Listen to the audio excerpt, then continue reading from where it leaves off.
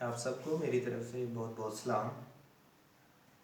ہم پڑھیں گے احبار 23 باب اور اس کی 26 سے 32 آیت تک۔ اور خداوند نے موسیٰ سے کہا، اسی 7ویں مہینے کی 10ویں تاریخ کو کفارے کا دن ہے۔ اس روز تمہارا مقدس مجمع ہو اور تم اپنی جانوں کو دکھ دینا اور خداوند کے حضور آتشین قربانی گزراننا۔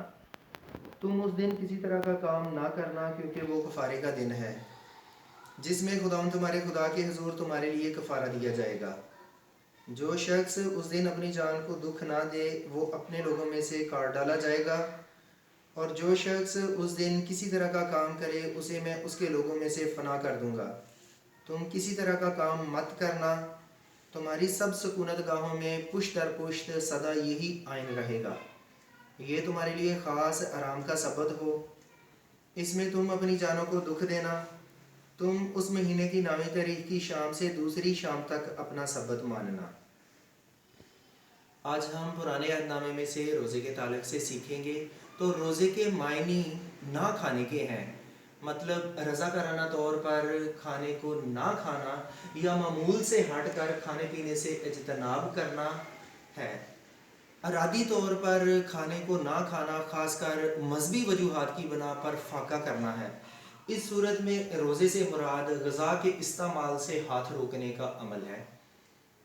تو روزے کی تاریخ سے ہمیں پتہ چلتا ہے کہ جب سے دنیا بنی انسان مختلف تہذیبوں میں، مختلف مذاہب میں بٹ گئے، اور مختلف عقائد کے پیروکاروں نے جب روزے پر تحقیق کی تو دیکھا کہ اعصابی نظام میں جو تبدیلی واقع ہوتی ہے اس سے مثبت نتائج سامنے آتے ہیں۔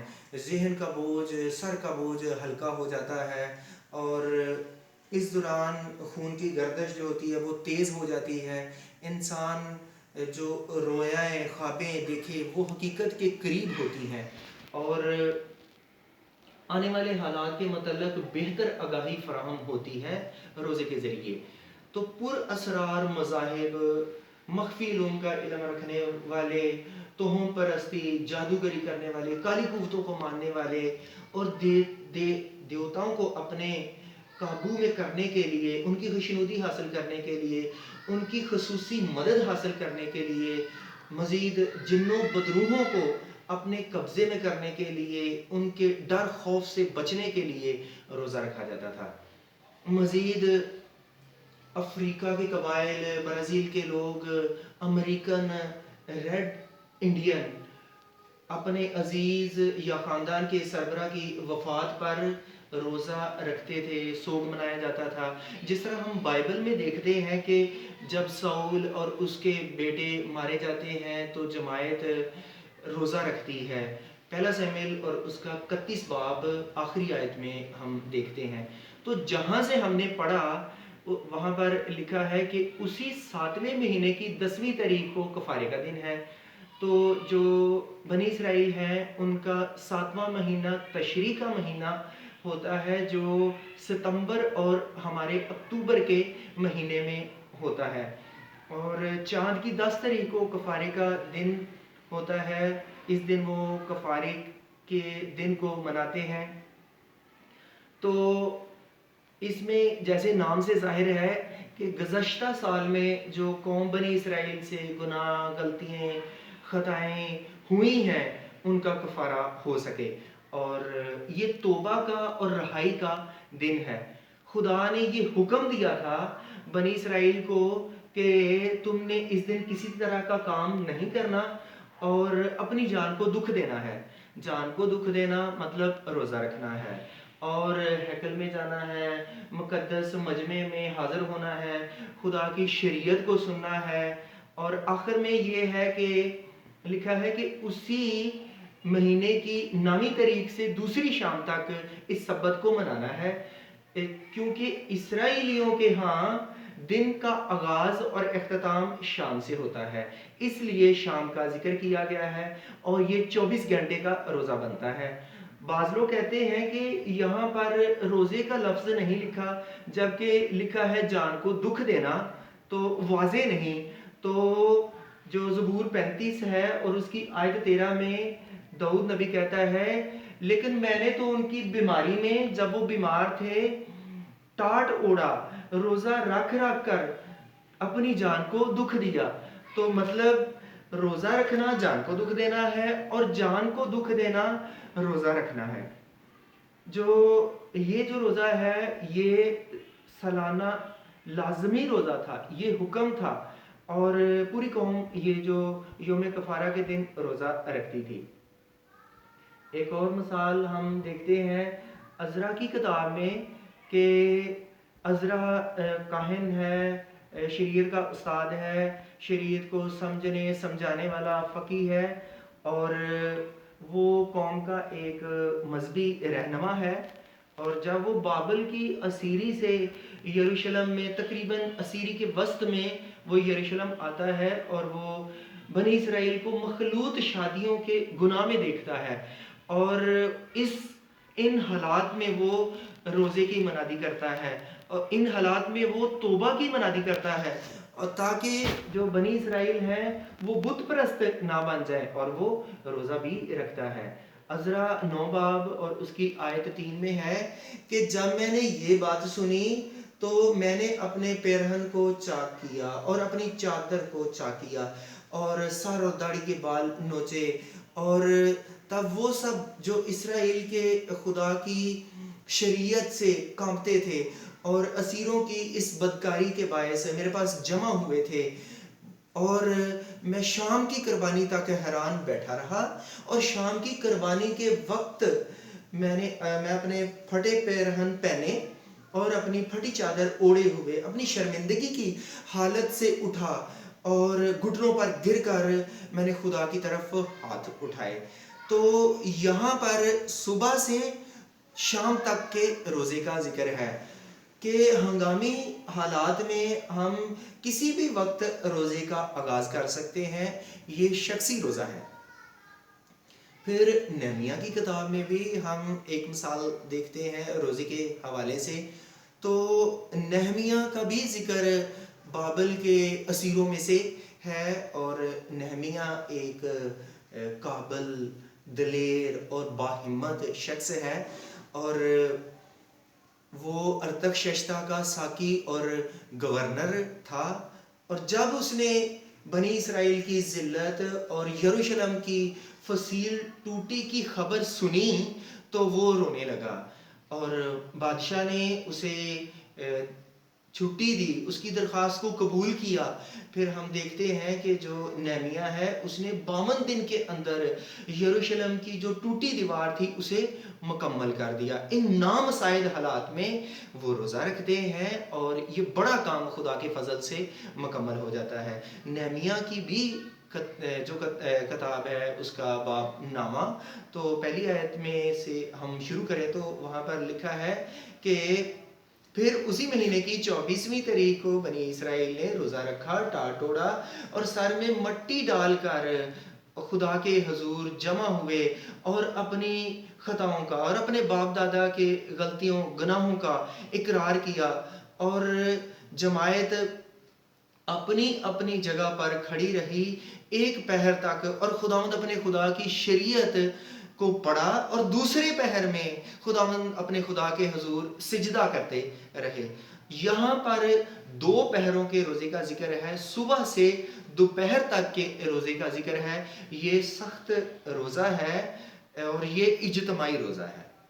اس کے علاوہ بھی ہم دیکھتے ہیں کہ بنی اسرائیل روزہ رکھتے تھے، اور جو پہلی مثال ہے وہ ہے لازمی روزہ، وہ ہے فرض پوری قوم پہ. اس کے علاوہ بھی جو یہودی ربی تھے انہوں نے قوم کے لیے اختیاری روزے مقرر کیے تھے سالانہ طور پہ. تو اگر ہم دوسری سلاطین اور اس کا باب 25 پڑھیں تو وہاں پر ہمیں ان روزوں کا ذکر ملتا ہے. روزوں کا تو ذکر نہیں، ان واقعات کی مناسبت سے وہ روزے رکھتے تھے کہ چوتھے مہینے کی 17 تاریخ کو یروشلم کے قبضے کی یاد میں روزہ رکھا جاتا تھا، اور پھر 5ویں مہینے کی 9ویں تاریخ کو وہ روزہ رکھتے تھے यरूशलेम के मुहासरे की, हैकल को, बल्कि हैकल को जलाए जाने की याद में फिर 5वें महीने की 10वीं तारीख को, बल्कि 7वें महीने की 10वीं तारीख को वो जदलिया के कत्ल की याद में, और 10वें महीने की 10वीं तारीख को यरूशलेम के मुहासरा की याद में। ये 4 इख्तियारी रोज़े थे। और इसके अलावा भी हम देखते हैं कि कौम रोज़े रखती है। जैसे आस्तर का रोज़ा है, आस्तर ने 3 दिन का रोज़ा रखा, कौम ने, उसकी सहेलियों ने, और खुदा ने कौम पर रहम किया। और इसी तरह हम देखते हैं कि मूसा ने रोज़ा रखा 2 बार 40-40 दिन का, तो खुदा ने उसे शरीयत दी, खुदा की हजूरी को, खुदा की ममूरी को, रूहानी तरक्की को पेश करता है। और इसी तरह दानियल ने भी रोज़ा रखा। दानियल ने रोज़ा रखा 21 दिन का कि आए खुदा तू हमें बाबल की असीरी से रहाई बख्श दे। इस तरह हम देखते हैं कि मुख्तलिफ हालात में लोगों ने, जमायत ने रोज़े रखे। और रोज़ा दुखों में रखा जाता है, या इन हालात में कि रोज़ा रखा जाता है माफ़ी, तोबा, मातम और रूहानी तरक्की के लिए, और कौम के बचाए जाने के लिए, दुखों से रहाई के लिए, शफायत के लिए रोज़ा रखा जाता है। आज के दौर में हमारा मुल्क, बल्कि पूरी दुनिया सख्त किस्म के दुखों में से, मसाइब में से गुजर रही है। कोरोना वायरस की वजह से पूरी दुनिया जो है परेशान है और अपने घरों में कैद होकर रह गई है। इतनी बड़ी आफत जिसने पूरी दुनिया को लपेट में लिया है, तारीख में हमें नहीं मिलती, और हमें जिसका आजकल सामना करना पड़ रहा है। तो हम देखते हैं कि जहाँ पर खुदा, इंसान की जो अकल है वो ख़त्म हो जाती है और उसके हरबे कुछ नहीं काम करते, वहाँ पर खुदा की हिकमत और खुदा का काम वहाँ से शुरू होता है। और ये भी सुनने में आया है कि जो साइंसदान हैं, डॉक्टर हजरात हैं, वो इस मसले का हल अभी तक तलाश नहीं कर पाए, इस वबा पर वो काबू नहीं पा सके। तो जैसी वबा, जैसी आफत का हमें आज के दौर में सामना करना पड़ रहा है, ऐसे वबाएं, ऐसे हालात हम पुराने अहदनामे में भी देखते हैं। हम देखते हैं कि जब मिस्री बनी इसराइल पर बहुत जुल्म करते थे, तो खुदा ने मिस्रियों को वबा से मारा। और खरूज की किताब बाब 12 में लिखा है कि खुदा ने बनी इसराइल से कहा कि तुम अपने घरों के दरवाज़ों पर बरे का खून लगाना, और जब मैं रात के वक्त गुजरूंगा तो मैं मिस्रियों को मारूंगा, और वबा तुम्हारे पास फटकने की भी नहीं कि तुम्हें हलाक करे। फिर हम देखते हैं गिनती 16 बाब में, तो वहाँ पर हम देखते हैं कि जो कोरा के फरीक हैं, लोग हैं, वो मूसा के खिलाफ बगावत करना शुरू कर देते हैं, और वो कहते हैं कि हम सब खुदा के लोग हैं, क्या मूसा ही जमायत से मोतबर है, हम सबसे खास है। तो जब वो ऐसे कहते हैं तो खुदा मूसा से कहता है कि तू जमायत से कह कि वो कोरा के लोगों से, उनके खैमों से दूर हट जाए। और जो ही जो जमायत है इसराइली कोरा के लोगों से दूर हटते हैं, उनके खैमों से, और ज़मीन अपना मुंह खोलती है, और जो कोरा के लोग हैं वो ज़मीन में धंस जाते हैं, दब जाते हैं। और फिर अगले दिन हम देखते हैं कि लोगों ने फिर मूसा और हारून की शिकायत की कि लोगों को क्यों मारा। तो जो खुदा अबर में से सुनता है, लोगों ने फिर मूसा की शिकायत की है, और खुदा फिर गुस्से में आता है, और खुदा मूसा से कहता है कि तू जमायत के बीच से दूर हट जा। और खुदा, और वहाँ पे लिखा है कि वबा शुरू होती है, और मूसा ने हारून से कहा कि तू जल्दी से कौम के लिए कफारा दे, और हारून कौम के लिए मुर्दों और जिंदों के बीच में खड़े होकर कफारा देता है, और वबा मौकूफ हो जाती है। लेकिन इसी दौरान चंद मिनटों सेकंडों में 14,000 के करीब लोग उस वबा से मारे जाते हैं। तो हम देखते हैं जो वबा है वो भी खुदा का हुक्म मानती है कि उस घर में जाना है اور اس گھر میں نہیں جانا. اس آدمی کو تو نے چھونا ہے اور اس آدمی کو نہیں چھونا. وبا بھی خدا کا حکم مانتی ہے.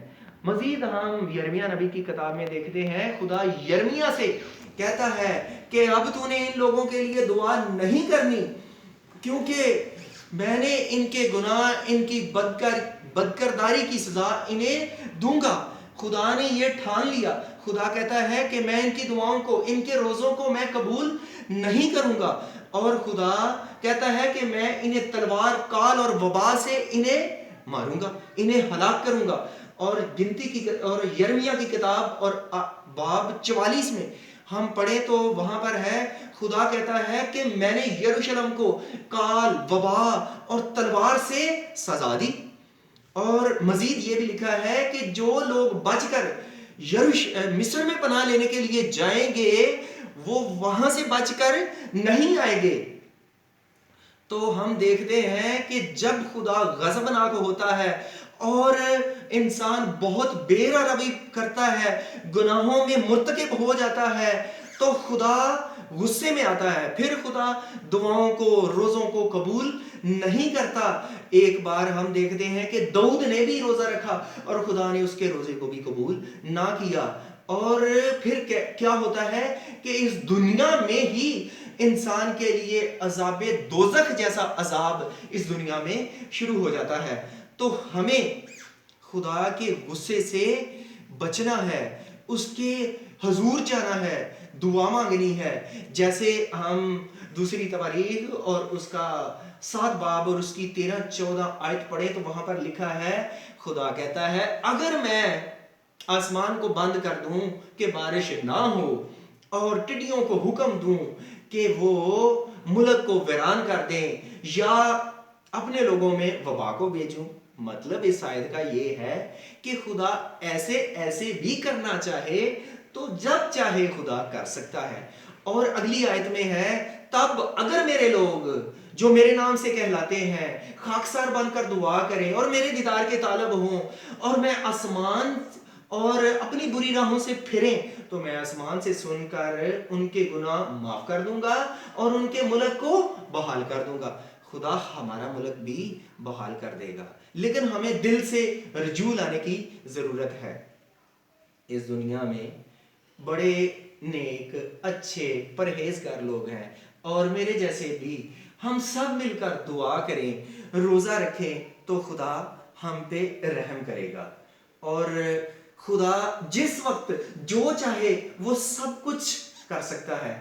ہم کال وبا زلزلے طوفان مختلف قسم کے مصائب دشمن کے عزائم سے خدا ہمیں بچاتا ہے, بچانے پر وہ قادر ہے. اور ہر بات پر ہر چیز پر اس کی مرضی ہے اور اس کا اختیار ہے.